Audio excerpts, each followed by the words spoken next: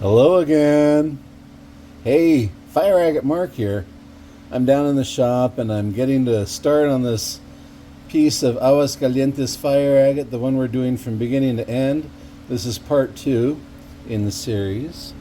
Uh, I'm just going to kind of come in with some medium and a coarser grit bit until I get past all the brown onto the first fire layer, and then kind of work down from there. But I still have to get rid of this whole level up here. So I'm using medium and coarse. Um, Actually, the green is coarse. This is a fully sintered bit. You can see as it's worn away.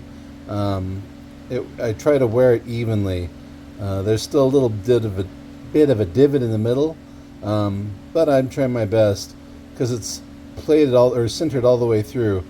Um, this one is diamond plated. Red is coarse. That's a 1.6 millimeter dental bit. That's another one I enjoy using for defining tiny little areas. If you're doing this, make sure you're being safe. Wear at least an N95 mask or better. I'm wearing a respirator. These things are not that expensive and it's worth your health. I'm using lots of magnification, and I'm using this Optivisor that I picked up from Harbor Freight. I think these are about $5. You can get some nice ones out there. All the different bits that I'm getting and using, I happen to be getting from the sintered burr wallet. Thank you very much, Cutting Edge. If you don't have one, great thing for a Christmas or birthday present. Woo! Every bit you can imagine. And then, if you're looking for material, you could always hit me up. Check out ourminerals.net. We do offer raw material in different stages. And if you'd like to get carving, this is the place to go. All right, let's get some carving in.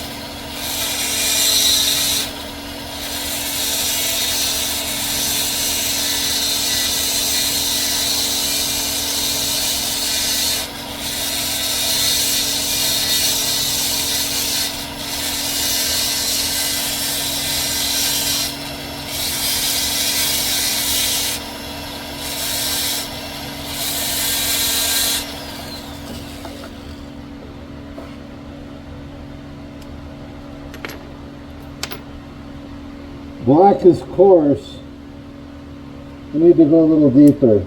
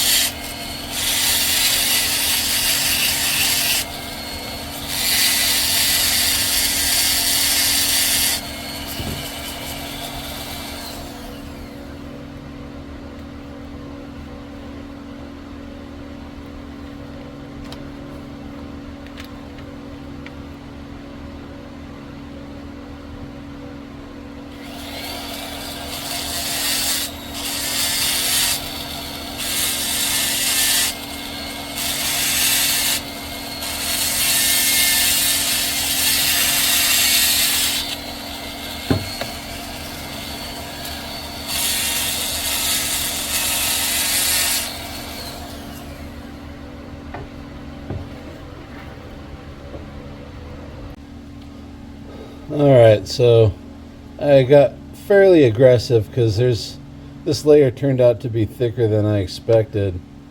But I've been trying to remove this top layer here. You can see there's still remnants, edges. There's a lip, and then there's a little layer of brown chalcedony, and then the color starts back up. So I'm pushing back into it, cutting through, breaking away, trying to keep it rounded and pay attention to the contours, and then hopefully it meets up in the back. That's the goal. It seems to meet up back here. So I still got a little ways to go of this protective layer, this first layer. I'm going to grind through, and hopefully once we're done, we'll be into the same blues, greens, teals that we are. If not, what we're going to do is we'll just figure out where we got the best stone, and we'll make the most of everything because we got lots of layers to go. Anyway, back to work. Oh, just stop. Assess what you're doing. Take a break frequently. Make sure you're familiar with the stone and the layout, and then just kind of go from there. You got this. Thank you.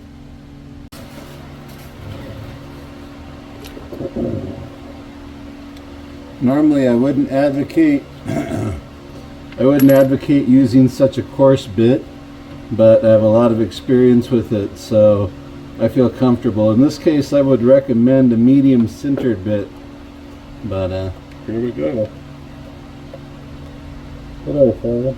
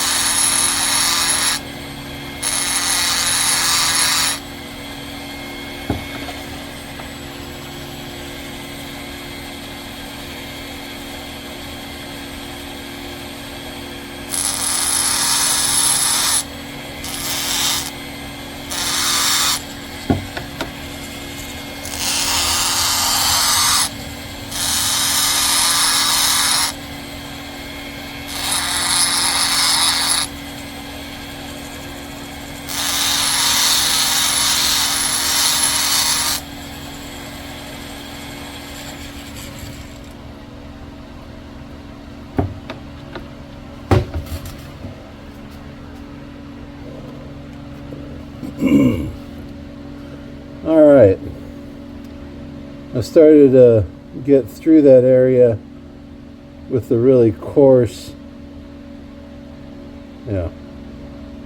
with the really coarse bit. Now that I'm seeing it start to become exposed, I'm going to move over to something more medium and then just finish rounding that out. So every video needs a little intermission. Every once in a while you got to put the stone down, take the the visor off, take the mask off, start breathing regular air, and then, let's see, maybe do a little work on another project, a little polishing. So this is a felt burr. Yeah, I got some cerium oxide on there.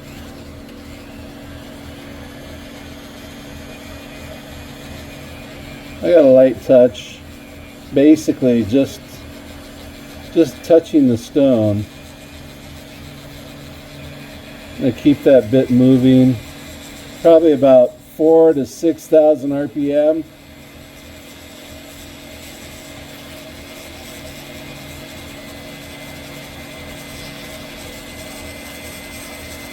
Make sure you get it from every direction.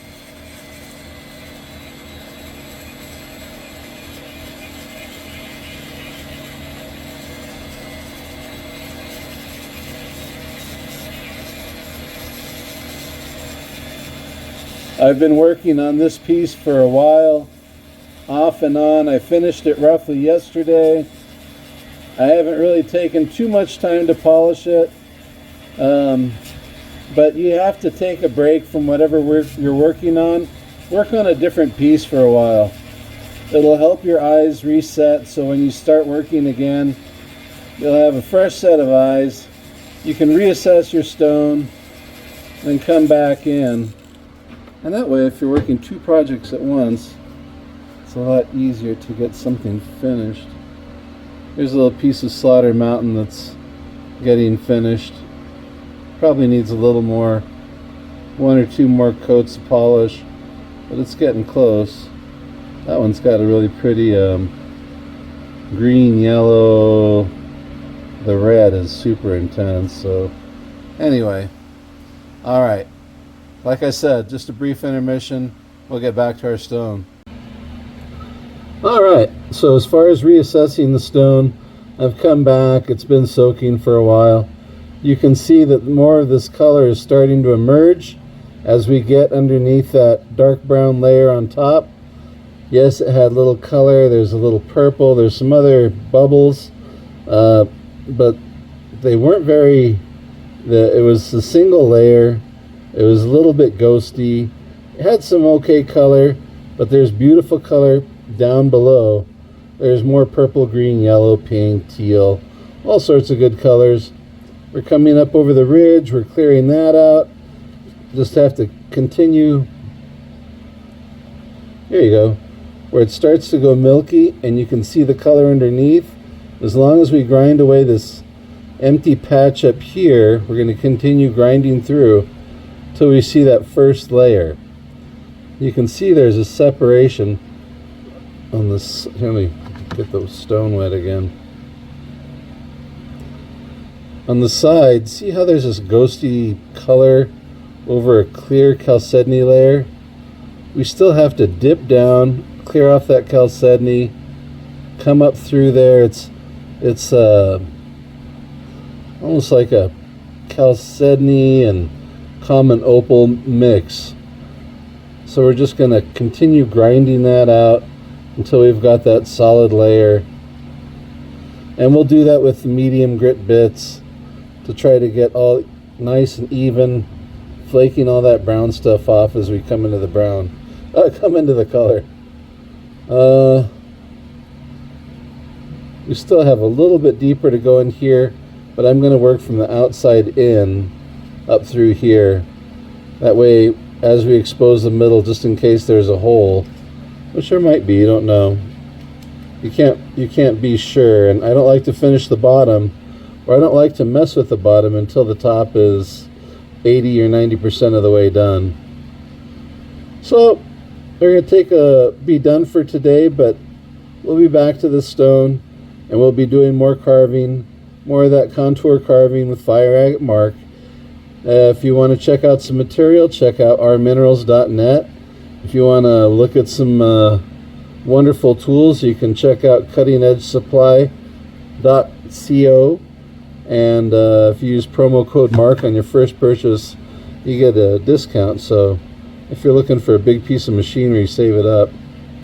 Thank you for watching Mark's Minerals videos, and we are so grateful to all of you. Thank you all. Have a great night.